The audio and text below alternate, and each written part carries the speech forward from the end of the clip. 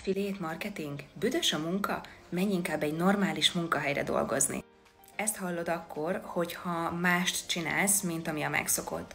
Az emberek sajnos annyira a saját megszokásuknak a rabjai, hogy meg sem fordul a fejükben, hogy létezik más is, mint a napi 8-10-12 óra munka fizikai munkahelyen, fix bérért és fix időben. És persze sokkal egyszerűbb rávágni azt is, hogy ez nem valódi munka, mint beismerni, hogy nem értik ennek az ágazatnak a lényegét.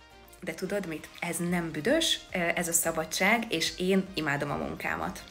Ajánlok, tanítok, segítek, és közben építek egy olyan rendszert, amit nem a testemmel végzek, hanem a fejemmel. Nem kell hozzá saját termék, ügyfélszolgálat, raktár, logisztika, ez digitális, emberi és értékalapú.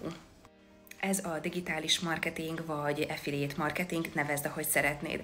Hogyha neked sem a megszokásaid diktálnak, hanem a céljaid, akkor szerintem van miről beszélnünk. Ez esetben írj nekem egy kommentet vagy egy üzenetet, és átbeszéljük ezt az egészet emberi nyelven.